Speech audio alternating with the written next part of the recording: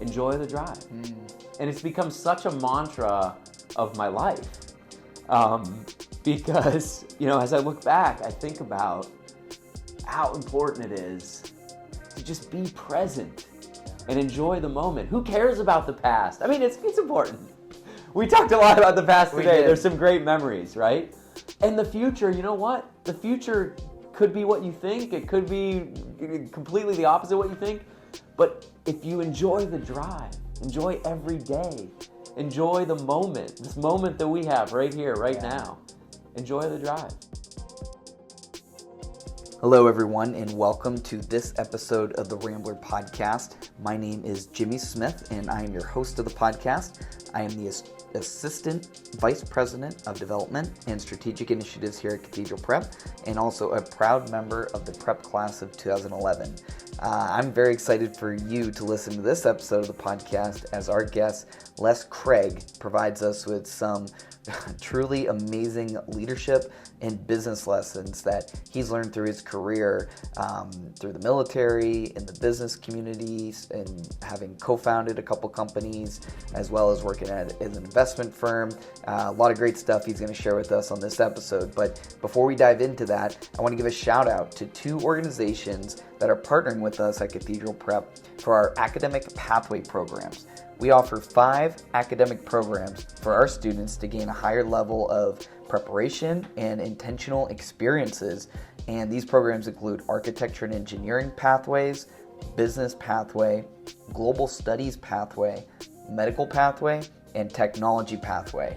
So we want to thank Penn State Barron for being a gold level partner with us for the business path and the architecture and engineering path, as well as we want to thank Spectrum Control Inc. for being a gold level partner with us for the technology path. These organizations are supporting our students here at Prep by helping provide resources and experiential learning opportunities, partnering with them. So we just want to thank them again for their support. So without further ado, let us roll into this episode of the podcast featuring Les Craig.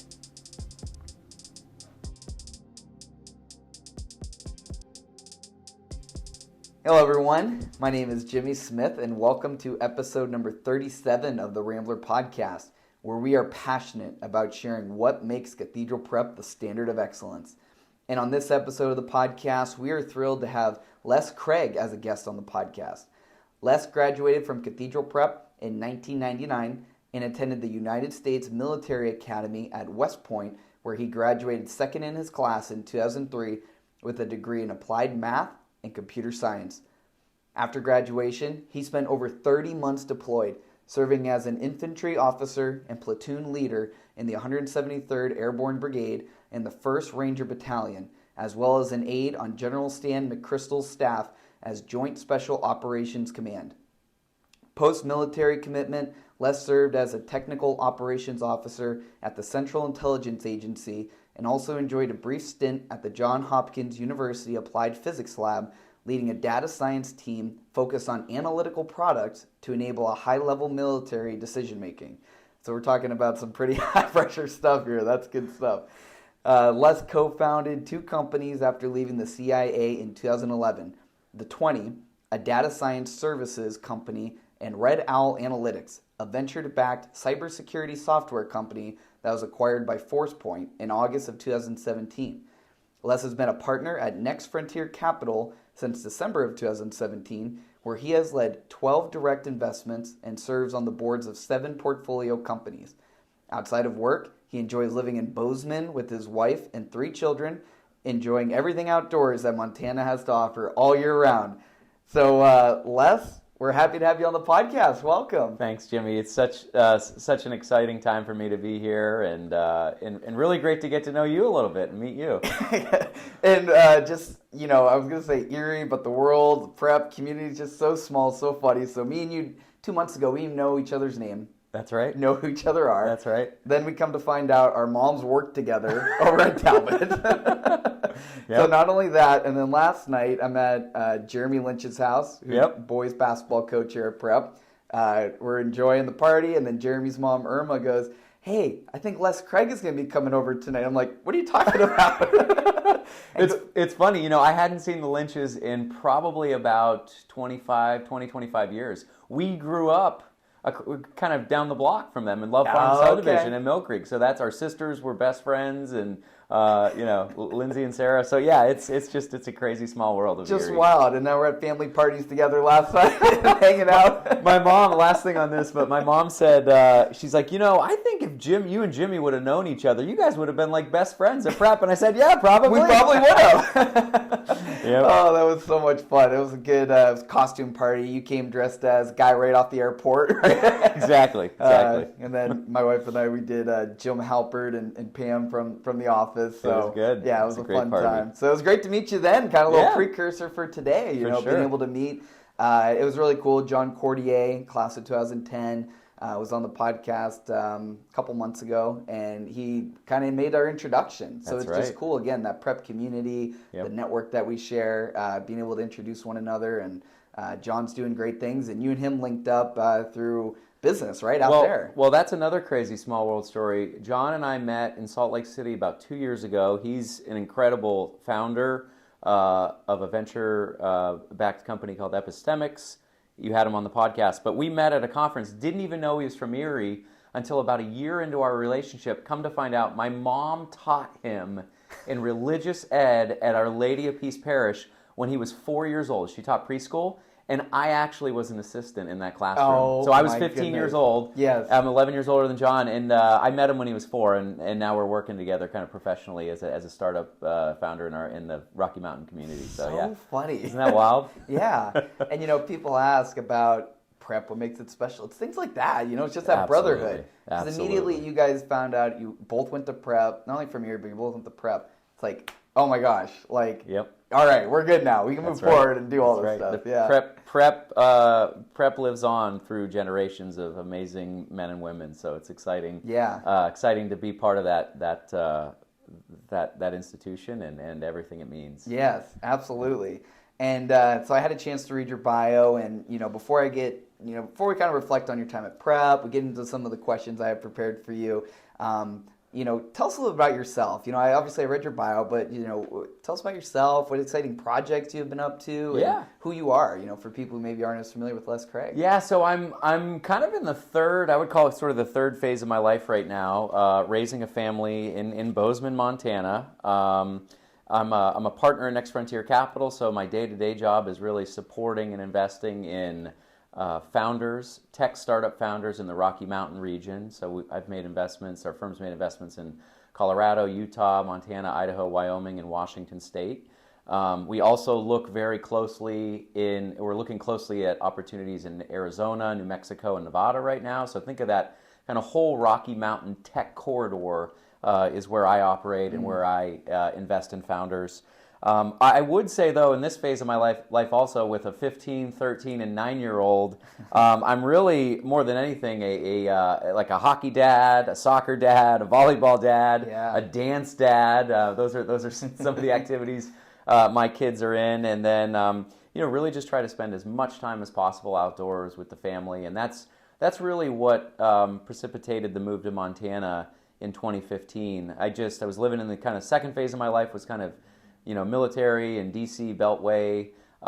Just wanted to get to a place that had space, that had mountains, and so that's what I'm excited about in this phase of my life. And you asked for a project, one other fun thing I started a couple years ago.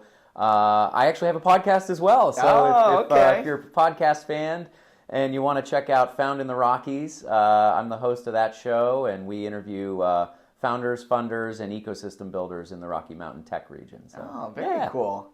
Yeah, that's really neat. So, Found in the Rockies. Found in the Rockies. Okay, cool. I'm going to check that out for sure. Yeah. That stuff sounds really interesting. It's fun. You started a couple years ago, you said? Yeah, it's so I inherited it. I actually wasn't the founder, but I started hosting the show. I think we're in our third season now, so I've recorded about 50 or so episodes, so yeah. Yeah, good stuff. Well, congratulations. Thanks. Happy to hear that your family's doing well. You wear a lot of different hats now. It's you said 15, 13, and 9. Oh, so, yeah. Well, the good news is in Montana, you can get your driver's license when you're 14 and a half. So my son now has you get your permit 14 and a half, you get your full driver's license at 15 and a half.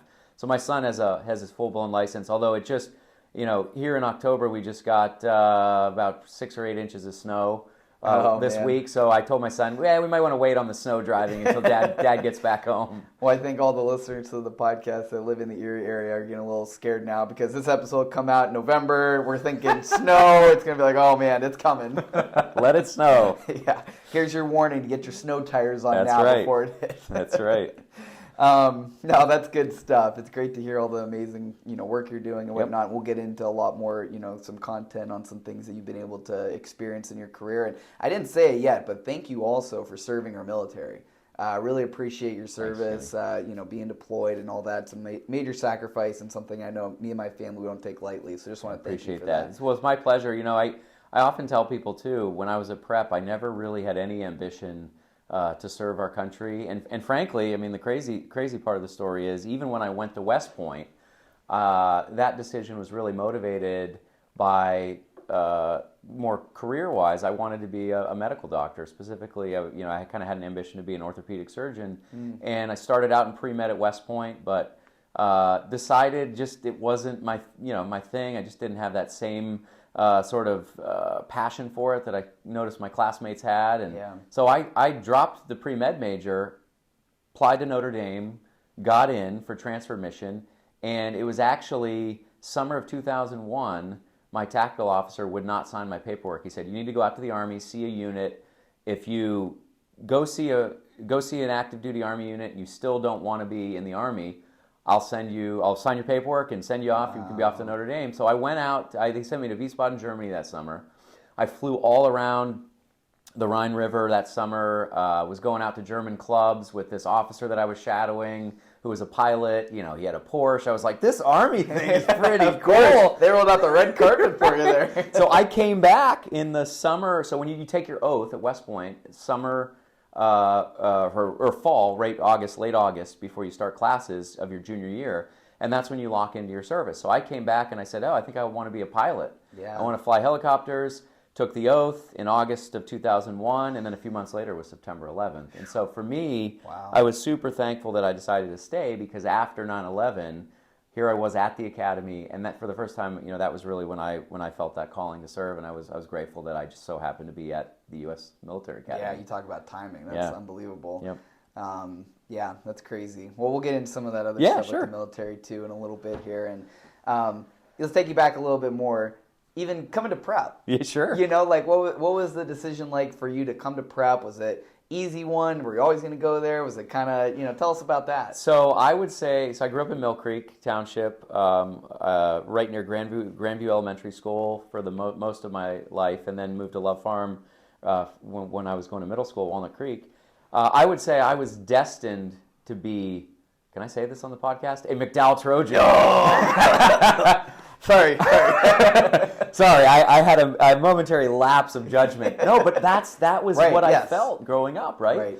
And, what's fascinating to me, it really was my 7th grade year of middle school. And probably a lot of people maybe don't even know the story or might be surprised, but I got into a lot of trouble. And I think a lot of it was the product of growing up, you kind of, it's sort of like that Goonies generation in the 80s. Like, my bicycle took me to my friend's house. Right, yeah. So who was I friends with? The kids that lived in biking distance. And there was a couple kids, well, we won't say their names to protect the innocent here, but, there were a couple kids that weren't the greatest influence on me. And I ended up having,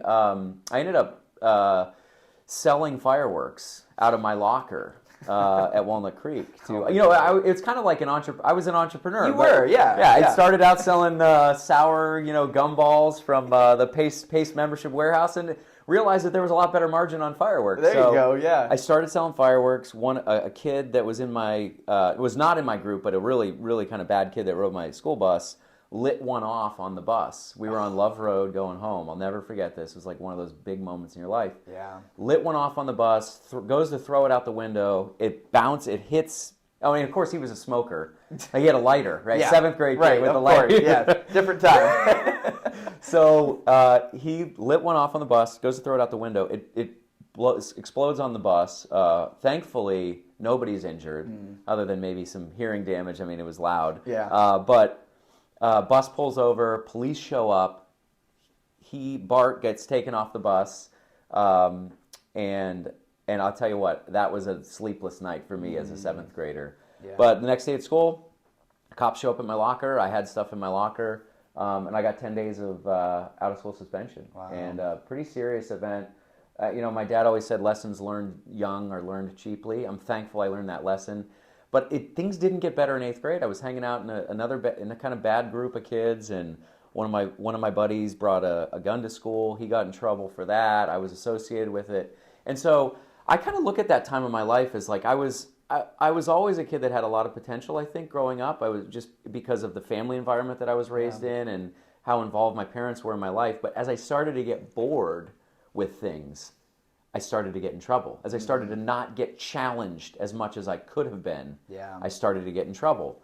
And so I think the decision was really about getting me on a path and getting me in an environment like prep to help me kind of realize my potential. And I was super grateful that my mom, did not come from the means where it was an easy decision. I remember I went to the prep open house, and my dad made some sort of joking comment about like, what are we going to go down to the Lamborghini dealership and look at getting a new family car after this?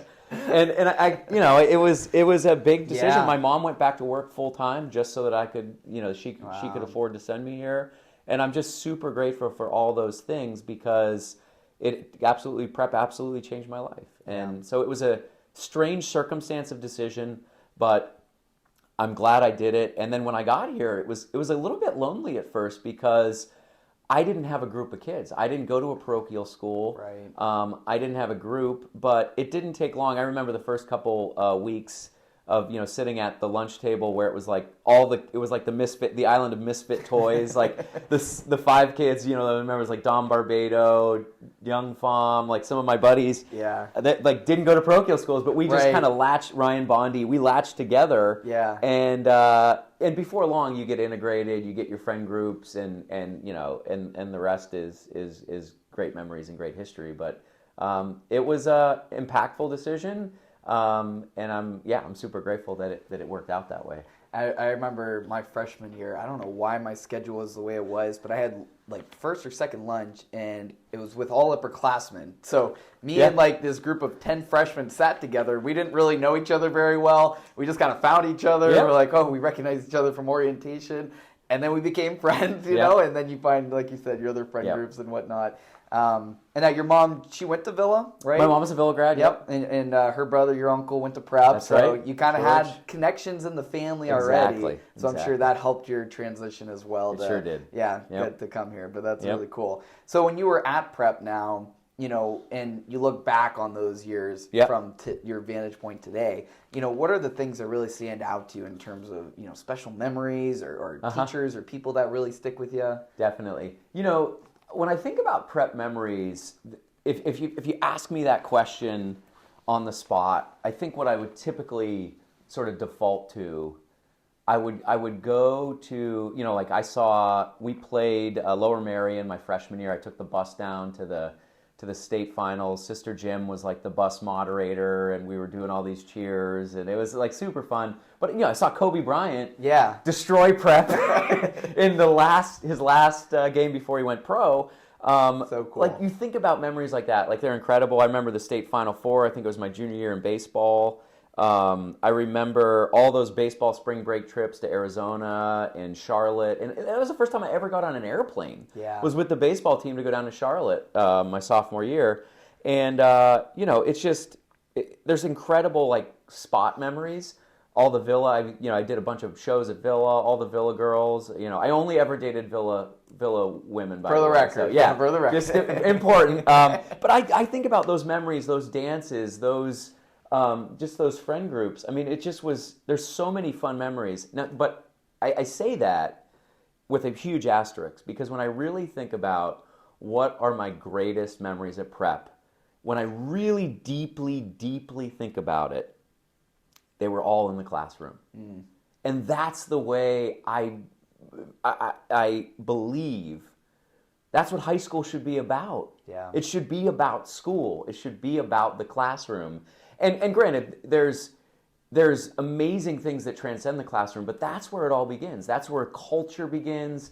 That's where forming the right mind and body and spirit, like the prep, like it happens in the classroom, and that is what is so special at prep. I think about people like Mr. Shar, Mrs. Mullen, Coach K, Mr. Clancy, Mrs. Stosh, Father McCormick, Mr. Alexa, Father Fisher, Mr. Del Rio, Mr. Grieving, Coach Araby. I mean, I could go on and on. Like, there's so many people. Ask me to recite the names of, men that I served with in the military or, classmates at West Point. You're like, yeah, there's a handful of people. But the teachers that I had at prep, I will remember for the rest of my life because of the memories and the things that they did in the classroom with, and also forging those relationships among the students and my classmates. I mean, I just think it's such a special place, and I will always just be so grateful that I in that that 4-year window of time that I was able to be in the classroom at prep. And that's similarly, people from time to time will ask me, what's some of your favorite memories and whatnot, and it's never one thing. It's not like it was one day, one thing. It was just the day-to-day of being here. Yeah. Just the joys of the teachers that you had, the camaraderie with your classmates, the brotherhood that we shared. It's just that day-to-day experiences of in the classroom, through the halls, and it just accumulates all this time, and then there you're on your way and you're done. Yep. And we can look back and reminisce, and all the teachers you named, just amazing people and legends of the school, right? Yeah. It's a pretty neat thing to be able to reflect on those years and see it that way. Yeah, exactly. And one very important person who I think, and I do definitely want to call out very specifically, was Mrs. Mullen, because she had more of an effect on my life than just about anybody, and I'm just so grateful that I had her in my life. I'll never forget when I was going to I get a little choked up when I remember her, but I'll never forget when I was getting ready to go to West Point. One of the last things she said to me, she said, you're going to have to do your homework at West Point. And I did my homework at prep, don't get me wrong. But she knew that I kind of got by. Like, some days I didn't have time. I was so busy with my calendar and my schedule. And she's like, you're going to have to do your homework, all of it, at West Point. And I can't tell you how many times at West Point I made decisions because I remembered what she told me. And ultimately, that's why I did well. That's why I did so well at West Point. I really think it was because of her. And that, I had this like Mrs. Mullen angel on my shoulder. So anyway, you like, hey, make sure you do this. Exactly. One of the things too, when I graduated, I had all these intercession banners, from ranking first in the class at intercession or whatever. I forget how you get those, but one of the things that I did was I wrote a note to all of those teachers that had a significant impact. And I gave them I gave away all of those intercession banners except for one. I kept one of them.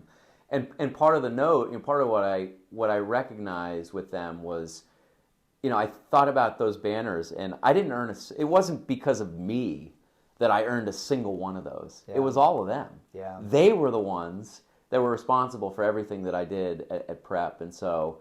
That was something really important to me when I graduated, giving those back and giving those away, because it's all about them. I mean, they enable, the teachers at prep enable the young men and now women to realize their full potential, and that's unquestionably, like, they are what this place is about. Yeah. So. Well, that's really cool and special that you took the time to do that and recognize them, because the teachers are what make this school go, and the teachers are what makes it special experiences for us that we had in the classroom, and the teachers now today, this new next generation of teachers, because a lot of the people you named, they've retired and they moved on to different, places, and so it's just great to hear, how much you appreciate that time from those teachers. And so, now kind of, transitioning a little bit, but looking at, your career and, the amazing work you've done and so many cool different experiences, but even as a starting point, talking here, how do you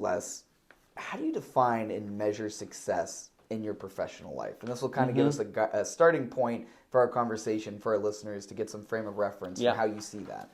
Yeah, it's interesting that the caveat there of professional life is an interesting one to me, because I think it's really difficult, frankly, for any of us to say that person is successful professionally, because I don't think it matters that much. What matters more is, are you successful personally? And the professional piece, I think, is part of personal success. But the delta between the two is, and my wife and I always tease each other with this little cliche, but when we're doing something that is new or pushing our boundaries or going on some adventure in the mountains, we always say to each other, "So are you living your best life?" We tease each other with that, and it's become this goofy thing that we tease each other with. But I think about it personally, that's what it's about. On an individual level, do you believe that you're living your best life, the best person that you can be to yourself, to your family, to your community? And to me, that's the only way you can measure success. You look at somebody on the surface, you can't measure that. Only they can measure that personally. Yeah. And the conflict is often professionally, it can be at odds with personal success. And I'll give you the example. When I was in D.C., when I was working at the CIA, a lot of people would say well, actually, they didn't know I was working at the CIA at the time, so maybe they would. It is a bad example, but even colleagues at the agency, when I decided to leave the agency, people were like, "What are you doing? This is the job that people dream about. This is the coolest. You're doing this super cool stuff. You got all this crazy cool training.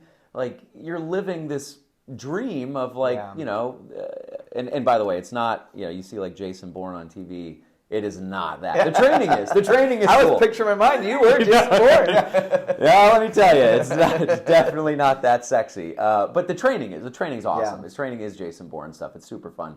The actual job for me was exhausting. It was high stress, anxiety all the time.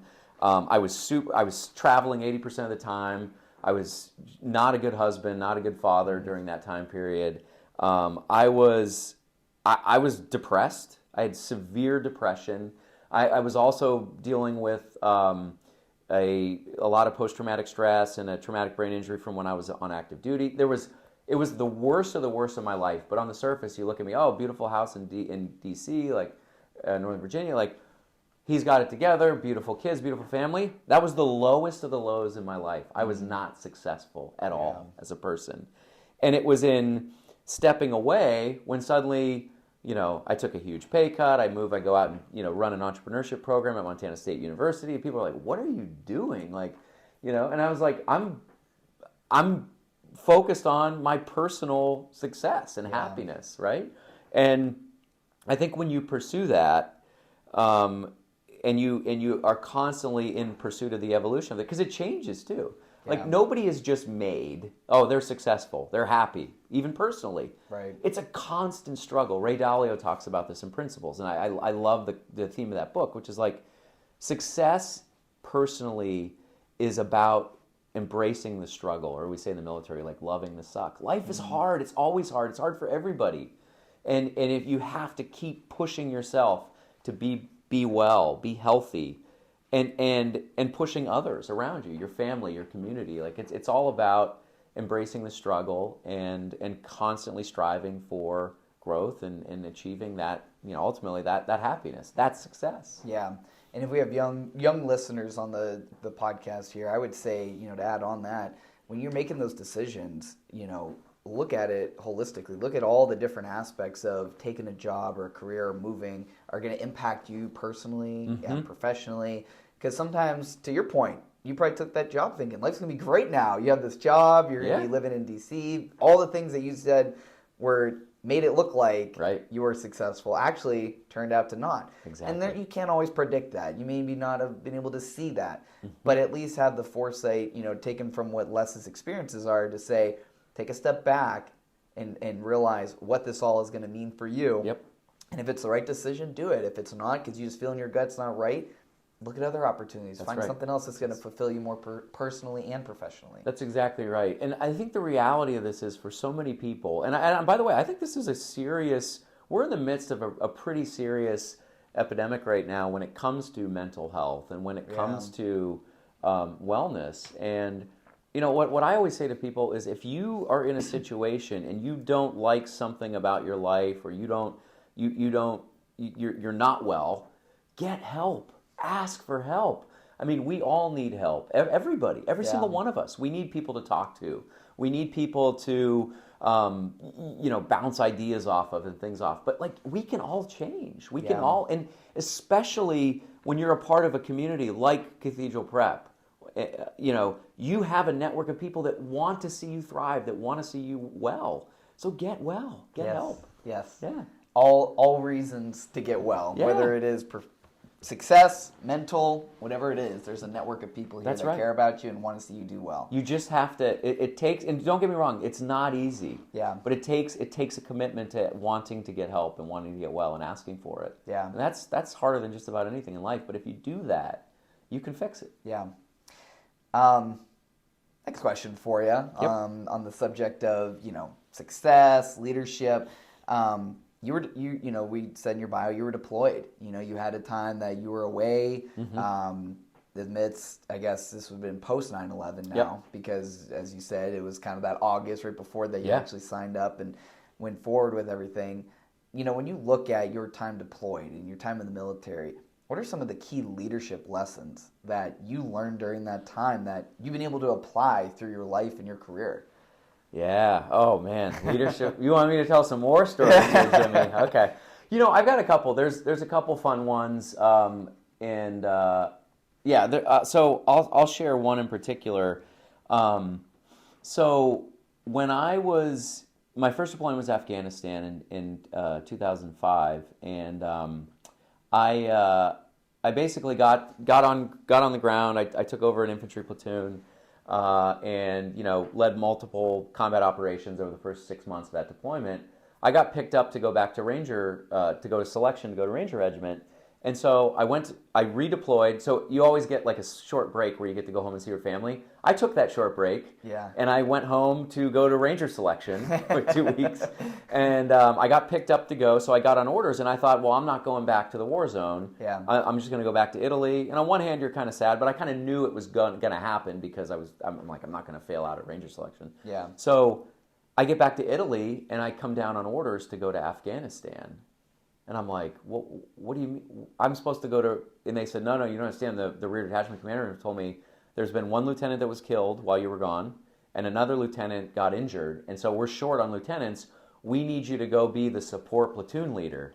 And I'm thinking, oh my gosh. Mm-hmm. And that was the guy that had gotten shot.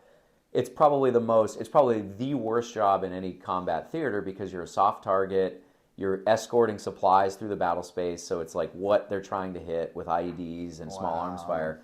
So I'm like, great, this is going to be, I'm going to be next in line to get, take casualties in my platoon, and so I'm like, okay, but I had to do it, and so I think the first lesson there is life can change, and when things change and things don't go the way you expect them, you got to embrace it, and you got to move on, you got to drive forward. Yeah. So I get back. And I'm like, get my radio and getting all my stuff. I'm like, well, what's the call sign? They basically took all the worst soldiers from all the line units, and they pushed them to this unit. They're like, oh, you're going to go be on the supply train now. Mm. And so now I inherit this complete motley crew of just not great soldiers in terms of whether it's physical fitness, work ethic, basic proficiency with a rifle, and now we're going to go lead these. I mean, I can remember some of the convoys were 72 plus hours of straight driving. Yeah. Straight. I mean, just terrible mission. So I mean, this is what I'm stepping into. And as I started to get around these men, what I realized is they lacked something super fundamental, and that's the reason why there was this terrible culture. They lacked purpose, and they lacked pride. Mm. And, kind of to take it back to the whole prep pride thing, one of the reasons why prep is such an amazing place is a fundamental principle of leadership is pride.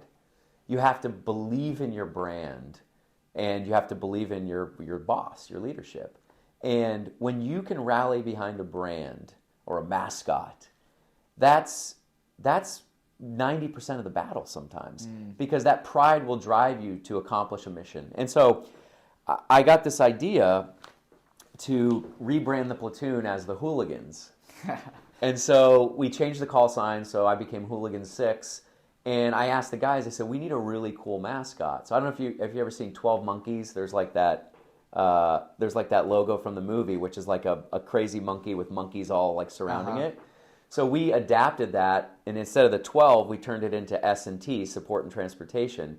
So we became the Hooligans. That was our mascot. And one of the guys, because we were the Support and Transportation platoon, we had access to all the supplies. So we could get things like spray paint and other things. Oh, yeah. So on Halloween night in 2005, we decided to make a statement to the entire forward operating base, and we spray painted, we made stencils, we went out on this like night mission, and we spray painted Hooligans on everything. On like the chow hall, the center of the basketball court, the battalion commander's vehicle. And it created such pride with these guys, with these soldiers, that the next day we rolled out on a mission, and it was like a new platoon. Yeah. Before long, we got sweatshirts made. And so we're rolling around. People are like, where'd you get those? Are so cool. They have the monkey on them, you know. And then before long after that, I had guys from my old platoon and other line platoons saying, sir, we'd really love, is there any way you can request us to be in the support platoon? So suddenly the culture changes so much that people want to go to this platoon. And the people that are in the platoon have this new sense of pride and purpose and direction. And so I think it shows you kind of, with regards to leadership, there's small things that you can do to affect just purpose and pride of units and institutions and organizations. And those can have macro effects that ultimately make you amazing at accomplishing your mission. And so I think, you know, when you think about leadership decisions and the importance of culture and you know, I call them the killer bees, it's really about brand and boss. Like, people thirst for leadership. They want leadership. And so they want a boss, you know. People desire that and thrive for that in those kind of environments. And they want a brand to rally behind.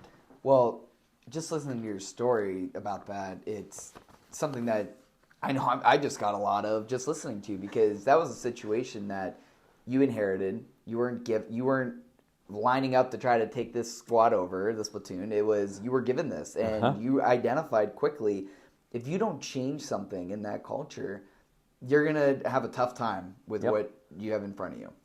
So you changing that culture and just identifying those things to give yourself and your platoon an identity, something to be proud of, all the things you talked about, the purpose, the pride, the brand, the boss, like all those things coming together just by the small things that you made. And, you know, it'd be easy for you to say, you know what, that's not going to matter with these guys. It's not going to matter. Even if I'm only going to be here 6 months. What do I care? Yeah, right? Correct. Yeah. But for you to take that and like make it cool, make it fun, like those are the things that you can apply with that opportunity. You can apply it at your place of business. You can apply it on a sports team, like whatever it is that people are listening to the podcast right now that you're a part of. To be a leader and to make decisions like this, to just implement something that you create pride and proud of, that's what it's all about. Totally. Yeah. I'll tell you what, and the other thing too is it becomes generational. That's another thing about leadership. I would not be surprised if somebody from 2nd and 503rd HHC support platoon is listening to this today. I would love to hear from you. It's probably still the Hooligans. They probably still have that monkey logo almost 20 years later. You know? So culture and building organizations can be generational as well. Yeah. There's so many different directions I can go off of that, but I'll try to stay on task. That's all good. That's all good. Yeah. So, you know, in terms of, you know, staying on the topic of leadership, you know, how do you then, you know, so you create that culture, you create that brand, you know, now you're on your way, you're directing what you need to do, you know, whether it's in business, family, military application, but how do you balance the need for decisiveness in leadership with, like, you need to make the call, you need to make the decision, but also balancing the importance of collaboration, teamwork, and within that, you know, aspect of, like I said, family, business, military, whatever it is. Yeah. So, you know, that's a great question, Jimmy, in terms of a lot of people think of, leaders, they're team builders, they're cheerleaders, they're like when a lot of people think of leaders, they think of like almost like they build a friendly culture, right? And I'm saying all this stuff, and this is what not to do, because this is not leadership. When you build something that's soft or friendly or fun, that's like the biggest recipe for disaster, because the reality is, leaders, the way you actually build culture of the culture of teamwork, to your question, teamwork comes from doing hard things, and that's where the decisiveness angle comes into play. So when I think about like how do you create a team environment, you create it with decisiveness. You create it by doing hard things together, and a lot of times that means you're doing the hard. West Point, we say the hard right over the easy or wrong. There's often paths that are easy, that seem clear, but they're not right. Mm-hmm. And so, sometimes the hard decision is a right. There's another not that I need to tell war stories the whole podcast, but there's another incident where I was on a mission with a Tier 1 Special Operations team, and we had multiple military units that could not get the job done. And it finally came down, it fell on a Ranger platoon. The MPs couldn't get it done. It was recovering a body of an interpreter that had been killed. And we had to get him back to the family so that they could do a proper burial. So we had 3 days, basically, by Muslim tradition. MPs tried the first day, couldn't get the body back. Regular Army unit tried the second day, couldn't get the body back. My commander came to me the third day and he said, go to the morgue, do not come back until you get the body. And I did not realize the complexity of the situation, but essentially what was going on was the insurgents that had killed this interpreter were basically waiting for the family to come get the body so that they could kill the entire funeral procession. And so it's this real conundrum, because the morgue director would not give the body back. And so, so imagine like I'm leading a Ranger platoon into a morgue in Baghdad, which was, still to this day, probably one of the most hellacious things I will ever see, smell, experience in my life, I hope. Yeah. I had entire squads that couldn't even go in. They're just so moved by the smell and the guys throwing up. I mean, it was crazy. The sight was just unbearable. But we went in, and through some just kind of an interesting discussion and coercion, we ended up getting the body back and delivering it to the family. Definitely the hard right. And I'm not saying you need to like lead a Ranger platoon into a morgue to build a team, but like that's an extreme example of the kinds of things that it takes. And even I think there's even value in more traditional business sense, getting out and doing hard things together in nature, like getting out and having fun and doing confidence obstacle courses and getting muddy and getting sweaty and getting dirty. Like I try to do that with a lot of founders. I try to encourage founders to do that. But you gain a lot as an individual and also as a team by doing hard things together. So you're great story and applicating to leadership is about, not just the soft and friendly, but it's about leading in the right ways, making the tough decisions and doing that.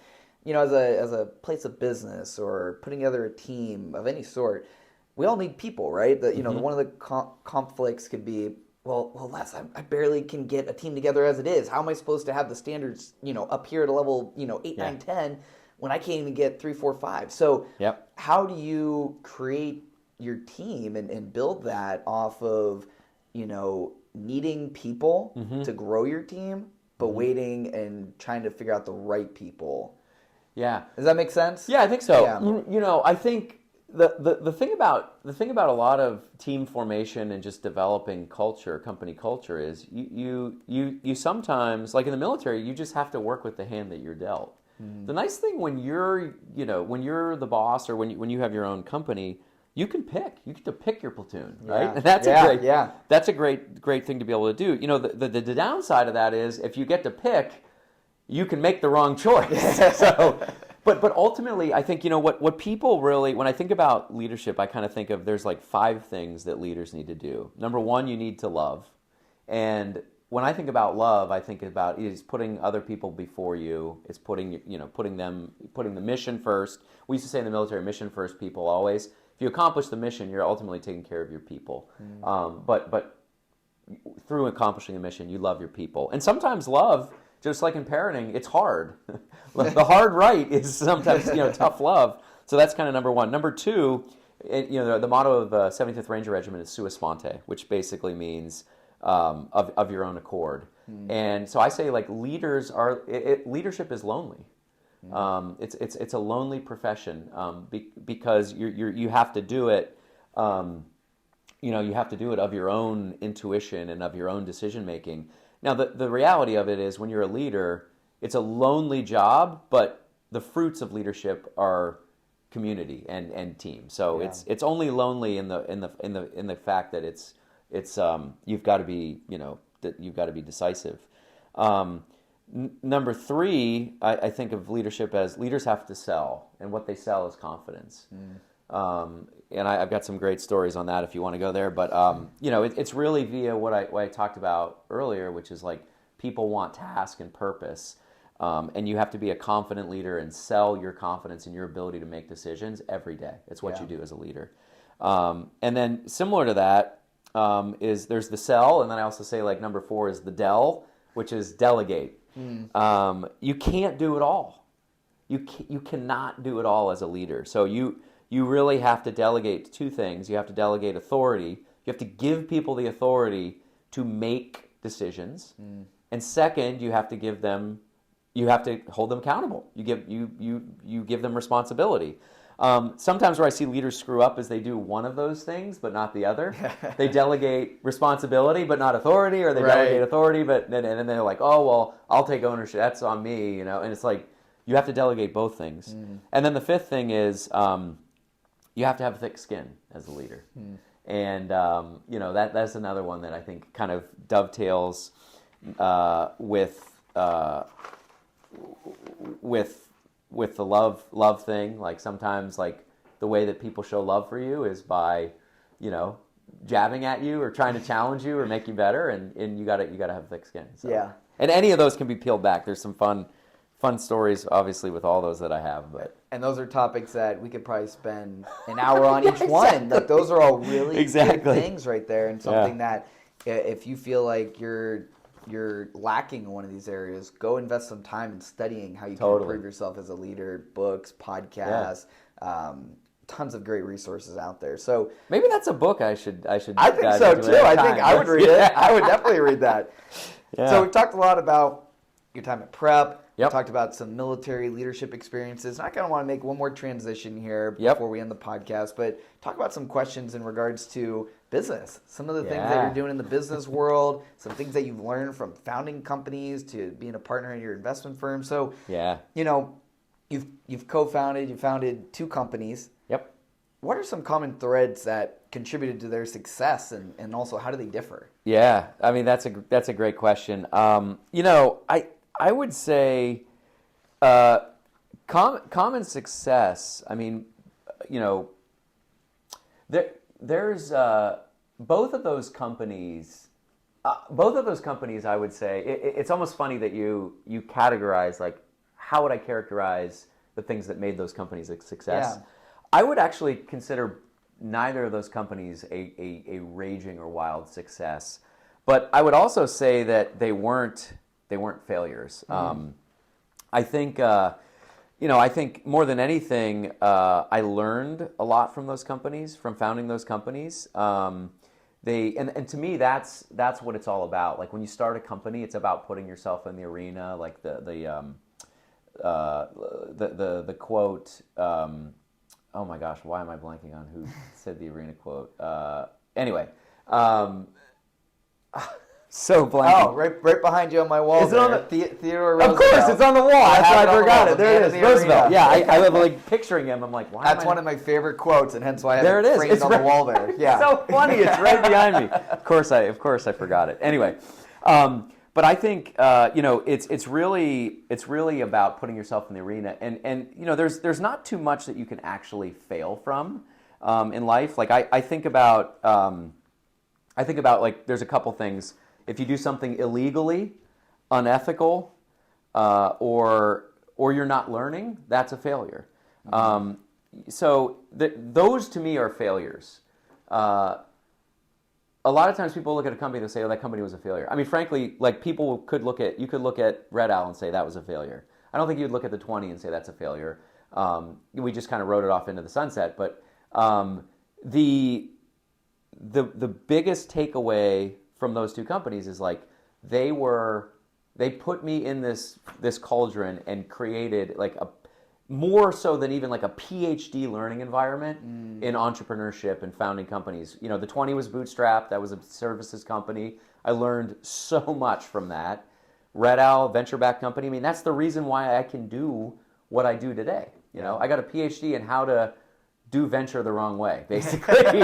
And so, you know, but that's the thing is like you look at it, you say, well, what are some common traits? Like the common traits are learning lessons, learning incredible lessons.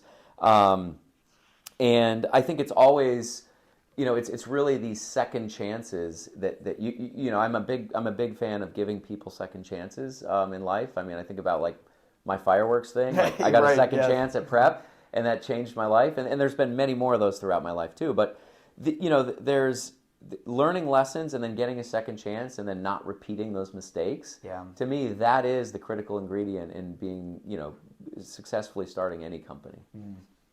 So now, what advice do you have for aspiring entrepreneurs? You know, maybe looking to start their own business, or you know, maybe they're in the startup environment now and they want to take it to the next level. You've got a lot of experience, growing companies, observing companies, evaluating them. You know, what advice do you have for aspiring entrepreneurs? Yeah. So the first thing I would say is get some real experience first. Like go out and get some operating experience. It's so hard to start a company as it is. You got to kind of have some idea of what you're doing. And by the way, it's really about figuring out who you are as a person. There's really three types of people that start companies. There's like product visionaries, there's sales CEOs, and there's highly technical people like CTO type people. Those are the three archetypes. Okay? And some people have two of those. I've seen people that are product visionaries and very sales oriented. Those are great founders. I've seen people that are CTOs and product visionaries. Those are good founders, but they can get themselves into trouble when they have to like go to market and get their first customers. But the reality is like you don't need all three of those, and it's such a rare human being that has all three. So get some work experience, figure out what your thing is, what you're good at. I always thought I was the product visionary guy, and you know what I come to find out with? I'm actually the sales guy. And so that, you know, it's like that's an expensive mistake to make when you're in the seat as a founder. Right. So figure out what you're good at. And then it takes a village to build a company. So surround yourself with the other people that can complement what you are good at when you decide to do it. Yeah. And then fill in those. It's not just people that work on your team. Spend years of your career building out your network.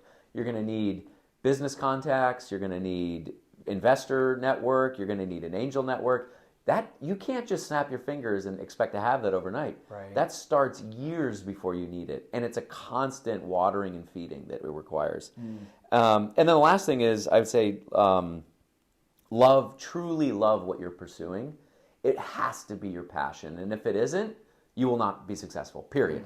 It's because when the going gets super hard, it's so much easier just to throw in the towel unless you really believe in it and you're really passionate about it. It's not enough to build a company and be like, oh, this is going to, you know, make me millions of dollars, so that's why I'm doing it. Wrong answer. It's never going to work. That's something that John Cordier talked about in his podcast that's episode right. with Epistemic. Same exact thing. So it's just a true testament to what you're saying, what he said, and it carries weight, you know, when you have that passion and love what you're doing. So how do you identify promising investment opportunities? You know, what criteria are most important to you when evaluating potential ventures? Just kind of walk us through what that model looks like for you. Yeah, you know, similarly, this could be like an entire season. This could be a whole podcast, actually. Actually, it is a podcast. I know. I was thinking through, like, man, how am I going to get all this stuff in? I got them for 1 hour, you know? Well, I'll give you a quick rundown. So, like, I think, and these are kind of more nuanced things. Obviously, there's like, you know, people always say like, oh, TAM, timing, team, tech. Like, you know, there's like heuristics. But I think what I really look for is I want to see founders and managers that have humility, that are willing to learn, willing to listen, because that's what I'm signing up for. I'm signing to be up on their bench, helping them, coaching them, mentoring them. They're making the decisions, but it takes a certain element of humility, in order for them to soak that up. They've got to be, they have to have some sort of spark of genius. Like, I find it very difficult to invest in people that don't have something really special that's motivating them and some super deep, like they have to, even more so than when you decide to go get a PhD or a master's degree, it's like they need to go down this crazy rabbit hole and be obsessive about some problem that they're solving. I love people that are kind of number 3. I love people that are quick learners, that are really good at learning things quickly, experimenting. But they can't just be good experimenters. This is where founders go off the rails a little bit. Oh, I'm really good at learning. I'm really good at pivoting. I'm really good at changing. But then when the signal pops, it's just another experiment. They have to be able to identify the signal. This is a super unique skill set that's really hard to evaluate, but sometimes it's easy to evaluate if it's like a second-time founder because they've already done it before. Been there, done that. Yeah. They've got to be. I think also they've got to be good at sales. I want to see people that are sales-oriented. Or have a sales-oriented function in their business. And then lastly, it's got to be somebody that can lead people. Yeah. They got to be a team builder. They got to be able to rally people. They got to be able to build culture. And for the early stage, I mean, we invest in companies, typically we're investing somewhere between $1 to $3 million. Early stage, I mean, that's historically. We're trying to invest a little bit, later stage now and more dollars. But the bulk of the 51 investments we made are early stage companies. In some cases pre-product market fit. In some cases, we're the first institutional investors in those firms. So for the early stage, those are kind of the 5 things that I think are important. Yeah, as you said, those are things that you could spend a whole podcast episode on, just those 5 things to really break them down further. Yeah. But I guess that's why you have your own podcast, right? That our listeners can go and jump on. You like that question? See how I did that? I just put a plug in for you. That was good, man. That's good. But no, that is true. I mean, for people who do want more of this, really, check out Les's podcast. I'm sure you cover a whole bunch of other things like on these topics and whatnot to really dive further into this. So it's just a little preview of great that. Great teaser, Jimmy. So just a couple more questions for you if you got the time. Yeah. A couple more things. So how do you see the landscape of entrepreneurship and capital investment evolving in the coming years? Crazy market we're in, obviously a lot of things happening. Election next year is really going to impact a lot of different things. But what opportunities or challenges do you anticipate? We're sitting in quarter 4 of 2023. That's right. We're going to be headed into 2024 here soon. Yeah. Yeah. Well, very well-timed question. We just as a firm just had our annual limited partner update yesterday. I knew that, doing my homework on you. Yeah. So this is definitely a fresh topic. It's kind of funny when any of us grab a crystal ball and try to predict the future, because I think the one consistency is that we're going to be wrong. It's like the quote, my favorite quote from kind of Nerdville. All models are wrong, some are useful. Similarly, that's the asterisk I would put next to this what I'm about to say. But I believe increasingly, you look at a region like where we invest, the Rocky Mountain region. It's increasingly a region where people want to live for all sorts of great reasons. And now post-COVID, which we're still, we're in the infancy. We're so infant into this remote world, this remote culture. Opportunities can be redistributed essentially anywhere. It's still, we're so in the infancy of that. Imagine I give this talk called Think 20. And I talk about the change that's possible in 20-year increments. We typically think of the maximum increment we ever think is a decade away, right? We plan on a yearly basis. We review plans on a quarterly basis. We calendar things on a weekly basis. Right. We don't think in terms of 20 years. Right. And when you think 20, I think think 20 years after COVID. Think 2040. What is the world going to look like? It's going to be. I can't even imagine. It's going to be crazily different. But imagine the ability to truly build a company anywhere, democratize access to capital. Hopefully, we're getting better with regards to race and gender. Hopefully, we continue to get better and better at these things. And imagine a world where anybody can build any company of any growth potential anywhere. And I think that's going to be easily possible in the next 20, and probably more things. But the other thing to think about right now, given just the macroeconomic climate, you think about the golden vintages of VC funds, okay? Where do they occur? They occur during times, they're funds that are raised during market downturns. Look at funds that were raised in 2000 to 2001, the performance of those funds, 2000 to 2002, 2003. Because it's a hard time to raise capital. Actually, same thing happened 2008 with the mortgage crisis. Hard time to raise a fund. Liquidity crisis, cash is king, people don't want to make commitments to venture funds. So what does that mean? Venture funds are unable to raise, there's limited access to capital, and it typically follows, there's a lag. Like right now, there's so much dry powder, there's not a lack of access to capital. 2 years from now, 3 years from now, the lack is coming because right now is a really hard time to raise a fund. And so what I think is going to happen is, I think the reason why these sort of time windows produce golden vintage years is because since there is a lack of access to capital, you have this, sadly, it's sort of a dying off of. There's a lot of companies that got funded in the past couple of years that shouldn't have gotten funded. And those companies will die. But the companies that are strong will thrive. It's sort of like the weed pruning, and then the plant can grow. There's going to be a next generation of companies similar to in the 2000s. You think about like the cloud era of companies like Box and even in payments like Stripe, and you think how fintech evolved during that decade. And then fast forward to the 2008 vintages of like social media companies, like Instagram and others. There is going to be, and who knows what it'll be, because if we knew that, like, we would make some really, really great investments. Right. We have some hypotheses, but But it's like I just think it's such an exciting time to be an investor, to be in venture capital, and I think that this next decade and next decade into the next 20 years will be a golden era for tech, unlike we've ever seen before. So I'm long and I'm optimistic, even though the current market conditions might create it. The best time to invest is when you can buy cheap. Yes. And that is now. Yes. And increasingly over the next couple of years. So. Yeah.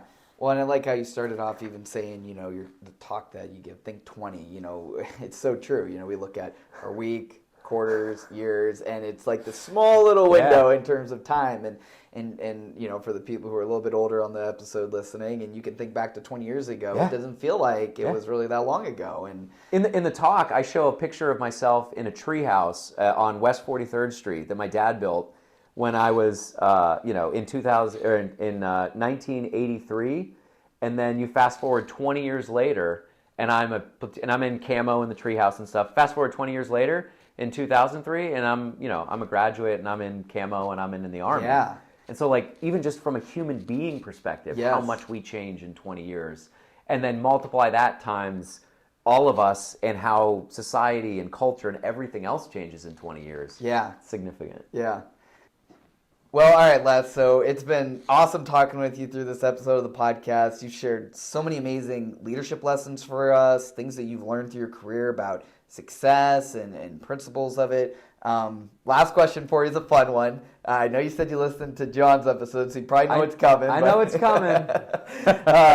So a theme for any new listeners is that at the end of the episode of the podcast, I always ask the alumnus if you could go back in time, knowing what you know now, and go speak at your prep graduation, what would you say to your classmates? And that's what I want to ask you now. So this is, Jimmy, I knew you were going to ask this but I laugh even now thinking about how ironic this topic is, because I gave the talk at the graduation. Oh, no way, you did. I did, yeah. So I gave a talk, and Chuck Drexler, my cousin, gave the talk as well. We were the two class speakers. And the theme of my talk was, I'm a big Marty McFly fan, of course, but it was Back to the Future. Oh, no way. And one of the things I say in the opening that Father Hahn, I remember, helped me craft was, if we could go into the future and look back rather than forward, what would we see? Oh my God! What would we want to see? Yeah, I'll share the script with you. That's I think so I cool. Still have it, but that was kind of how I opened the talk. So this is like super meta and ironic. Yes. And I'm actually going to completely go against everything I told the class because I think it's It's appropriate maybe on graduation day, but it's not what's important at all. Because I would say, who cares? Who cares? Because the only thing that matters, and it's also ironic because I'm in town. Actually, my uncle and my godfather, George Lyons, who's also a grad, doesn't even know. At the time of this recording, he doesn't know we're about to surprise him with a big 70th birthday party this afternoon. But George used to always say something to me, and I'm a big car guy just like George. He instilled that in me. I used to work at Contemporary Motor Car. I used to wash the cars on the lot. But George used to always say, enjoy the drive. Every time, buy a vehicle that you love and take care of it.